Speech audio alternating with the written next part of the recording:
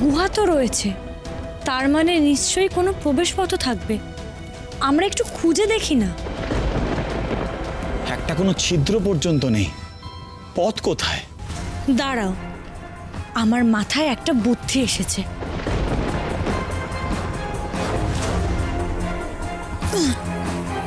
এটা কি করছো রূপমতি?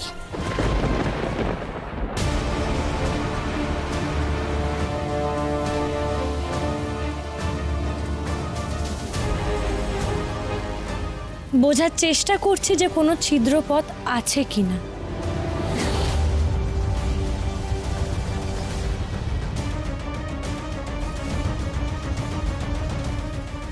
যদি কোনো ছিদ্রপথ থাকে তাহলে সূক্ষ্ম পরিমাণে হাওয়া বেরোবে। এই তো,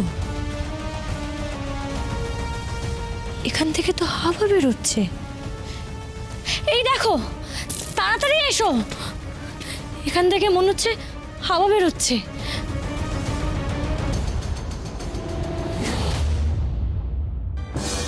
ওই দেখো, দেখতে পাচ্ছ? ওখানে একটা সূক্ষ্ম চির ধরেছে মনে হচ্ছে। তবে কি এখানে কোনো প্রবেশপথ আছে?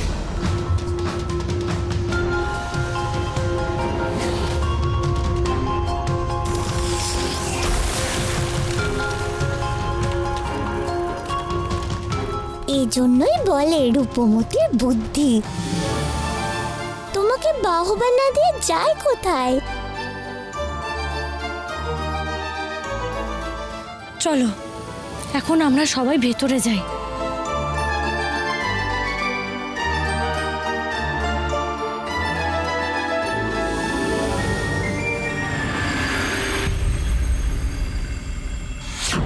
সূর্য, কি হয়েছে? জটিলা, তুমি নিশ্চয়ই আমায় কিছু মিথ্যে বলেছো। ওই রূপমতি কোনো সাধারণ মেয়ে নয়। ও আমার সামনে দাঁড়িয়ে নিজের শক্তি প্রদর্শন করেছে। ওই মেয়ের অনেক ক্ষমতা, অনেক ক্ষমতা। একে একে আমার সব বন্দীদের মুক্ত করেছে। চন্দ্রিকা মুক্ত হয়ে গেছে। নিশিরাজ, স্মৃতিকোণা, নিদ্রাদেব সবাই ওর সমর্থনে বিদ্রোহে উঠেছে। এরপর যদি মগজ রাত্রিকে মুক্ত করে দেয় তাহলে? জটিলা, আমি কিন্তু আমার রাজত্বে কোনো রকম সর্বনাশ ঘটতে দেব না। রূপমতির উপর তোমার চরম রাগ, আর তোমাদের মধ্যে যুদ্ধ হোক